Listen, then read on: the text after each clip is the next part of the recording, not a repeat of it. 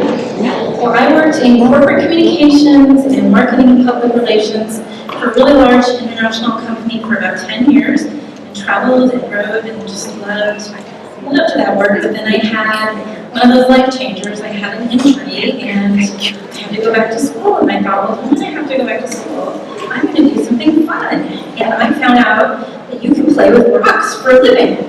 So I became a gemologist, and I learned how to look in the microscope and look inside a gem and see a whole other world there, and it was fascinating. Now that I've had children and life has moved on, I write gem-filled mysteries for middle graders. And I love to take a real-life historical twist and put some gems in, a bit of fantasy as well. So we all love for our lives to look like this lush landscape here, this fantastical vision where it's always beautiful, but I'm sure each of you here tonight has had a twist or turn you never could have anticipated. And when those times hit, there's some questions that come to mind. Are your dreams over with? Is something that you have cherished and worked so hard for, and it has to be put on the back burner? Are you going to get to come back to that? Is your creativity going to die because you're helping a loved one? So we've kind of been through an alternate universe experience. Kate, let's go to the next slide. This was my family before everything got pretty crazy. Just a regular family. We lived in San Diego, and picture in the middle on the beach was taken about a month before everything changed.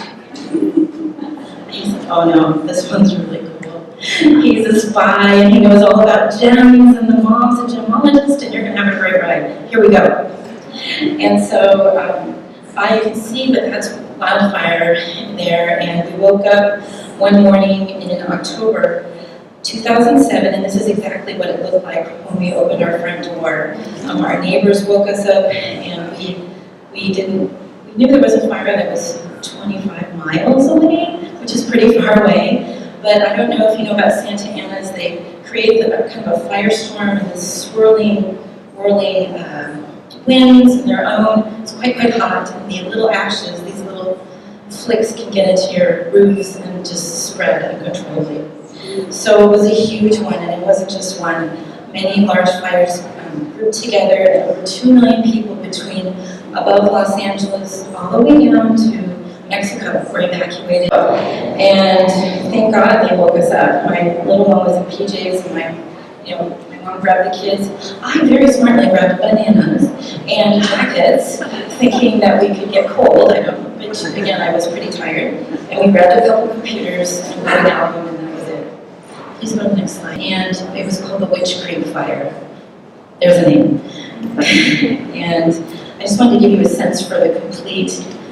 It truly was like being Neil Armstrong, but not in a good way. Walking back in there, everything was just gone. It was just completely gone. Documentary evidence of what happened.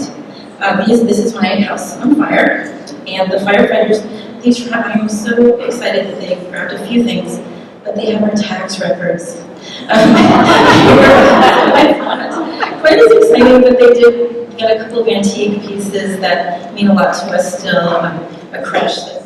Highway 5 is pretty straight. I went on Highway 99, but we ended up, all of a sudden, we were surrounded, so you have to imagine, the car smells like heated bananas and charcoal, okay? It's not a good love moment. And all of a sudden, we were overwhelmed by the smell of roses. Roses, and the sun had risen, roses and roses, and I got lost in the middle of this rose farm on Highway 99, and we just started crying, and I said, we're going to pray for the 2 hours, and my mom and I prayed. And so, let me tell you what happened. House in Northern California, after finding a way out of the roses, and we got another phone call that they could see on TV that the house was completely gone and we lost everything. And my husband got the call, and he got out of the car, and we made sure the kids were okay getting inside. And he said, you know what? Everything belongs to him. That was his first words to me. And I'm like, okay, that faith is real. All those hymns you hear, all those words you hear. I'm not real fond of that song, Baby from Ashes, but you know what? Oh, okay, Lord, it's all yours. Here you go. that says you have to vacate in 2 weeks, and that's how we find out. So this happened, we moved 6 times in 2.5 years with a baby and a 4.5-year-old, and so, okay, what do we need to learn? I really want to learn it. I want to be done learning this. Please continue. The other movie, what that might be from. Unsinkable Molly Brown. And do you know the story behind it? That she had gone through the Titanic and lost some, they made a pile of money after striking oil, and then she hid it in the stove, and her husband lit the stove. Anyways, and then the other one is the Terminator, okay? So go ahead and hit the button, please. So they'll say, okay, you've got to be tough. And I'm from the Midwest, too. So you've got to pull up those bootstraps. You can do this. God must have a lot of faith in you. Or else they'll say, you'll be back. You'll rebuild. You're going to be okay. That's not the most helpful answer. Especially if, go to the next one. I don't know if you can tell, but that's Arnold Schwarzenegger walking through the ashes because he's the governor. And what happens if he doesn't come back and you're left with a crisis to handle? New beginnings, back in history. The first one, please. I want to encourage you that God is with you in that dark season. He is not about, he's totally about relationships, but he's not about stuff. And to my great dismay at times, he's not even about stability. He just wants to hold your hand. One of my favorite verses. I'm a fantasy writer, so this is like staying inside my head. Having faith in impossible times does something amazing. It can leave room for a miracle to happen, but it can also leave room for those little ahas, those moments when you're like, wait, is he watching? Can you go to the next one, please? So in the real world, how do we find that place? We need to learn to live open-handed. The Lord has to be in charge of our possessions and where you live, and your writing goals, and your characters, and your mentors, and people you allow to speak into your life, and the questions you ask Him. Stay alert. Number 2, for unexpected provision. Provision may come in a way you could never, ever expect. I'll give you some examples. We did the thing you should never do, which is to say, we've lived in San Diego almost 15 years. That's longer than where we grew up. I'll bet we retired here. So we got a job transfer like 2 weeks later, and to a place where almost every main room. It was like my Greek wedding. And so my father is a historian, and I know several of you write historical fiction, so perhaps you'll appreciate this, a man of few words, and he said, Elizabeth, nice bones on the house. What is with the Pompeii look?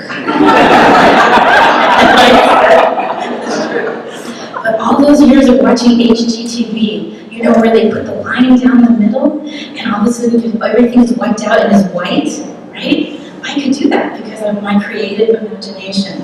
And 1/3 of our belongings were mysteriously gone. We don't know what happened to them to this day. They did find half of a section in Colorado. So we were glad to get that, but more baby pictures gone, more. Those are the things. It's anything with a memory as the artist. So, can you have the next bullet? Guess what I had to do? And there were all the California fires last year, right, too? You guys had all this smoke here very recently. I've been hearing stories, right? And I heard in downtown you had to wear the masks, and they said even stay in your house. So the same things were happening, and I'm sitting there cranking on an Excel spreadsheet, and doing research, and it smells like a wildfire. Oh Lord, didn't we learn this the first time? So he was really making sure we knew stuff, even though he'd given us so much, stuff wasn't important. And my kids would not have had beds if we didn't have the Greek house. They got really nice beds. We didn't have couches. We didn't have the dining room table. And he made the chairs. So I just sat there and I realized, well, he knew that we had nothing, and my husband needed to start his work, and I didn't have time to buy a bunch of furniture or the budget, and he knew. Okay, let's go to the next one, please. You know, it's still really pretty there, even though it's had all the difficulties. And I encourage each of you that if you've had a difficulty, or you're supporting someone, and you're kind of stuck in that, you want to get out of that lane, but you can't yet, you're still beautiful to the Lord. Please, the next one. No place at all is too remote, and no wound is too deep to have His help. It took us 5 years to get settled. And yet, in His blood, He still can redeem those darkest times, but it might not look like what you expect. Can you go to the next slide? This is a good one. I got invited to be on TV, and I walked in, and there's this sign that says Triumph Over Tragedy. And I knew they wanted me to tell our fire story. I was so nervous. And, but I stood there and I went, you're really going to do this. You're making something good. And it's not just lemonade. You're going to help some people. That was a pretty great moment. Can you go to the next slide, please? Oh, that's my son. He's very good at high tech. So can you tell what this is? A dragonfly, but a fossilized. And can you notice something in the upper left corner? There's a big stain there. And I want you to be encouraged that when one day we all have to leave, you're not going to be remembered by your pain. You're remembered by your legacy, how you handled the pain, how you handled that writing challenge and came above it, how you treated people. And that's the real story. So when I see this dragonfly, I see the beauty and the details of its wings, and I see the body, and I can't believe it's been preserved in rock. You can have a life that has a clear sense of purpose, and that pulls you through the pain when you have that calling in your life. Your wounds can be strength for your characters, and you can be transparent and fearless because you're the kids or the adults or the women or the men that are reading your book. If things are exploding, if no one's popping up, I hope a couple are. They're having a struggle in their life. Go there. Don't cheat people. Don't, especially in Christian fiction. Go to that dark place. You've been there, mine it. And I'm not saying mine it like a year later. I'm sitting here and it's 10 years since all this happened, okay? And I nurtured this through 4 years of blogging and interacting with people, and I'm a sensitive person, so I'm saying, you take care of yourself first. But then, He can use it. Go to the next slide now.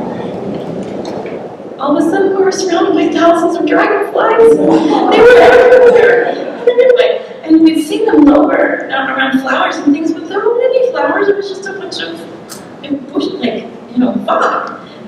And then guess what happened? Go to the next slide. Clouds went away. And it all happened right after I prayed. And I'm like, Lord, you care about my little dragonflies, and you care about this vista. You care about the much bigger things. That's my aha moment for you. I'm sure you've had, this morning I was sitting and praying, and a hummingbird came right up to my nose. And it was looking at me like, you're not usually here. My favorite bush is right there, and you're kind of in my space. And I thought, okay. And then it went away, and they came right back, you're still here. And I'm like, you have a very pointy nose. And he's like, okay, fine, you can stay. So those are those little aha moments when you feel the Lord is paying attention and cares about what whispers in your soul. So, stepping a little bit further back in time, we bought into a lovely community in San Diego, but it's prone to wildfires, and there was another fire, and But this community had all that special zoning, you know, where they cut the break, they have the break point where the bushes are cut back and everything. And yeah, we had to evacuate, and we're driving through flames and all this, but it's not near my house at this point. But it's right near the edge of the road. And it came around and it surrounded the entire community, and the firemen stayed there all night long and slept in people's backyards by their pools. And I'm sitting on evacuated in a hotel bedroom with my kids that are now a few years older, and Joey's like, this is what it was like last time, right? This is what it went like, yep. It's like, now I've seen flames too. I'm like, yep.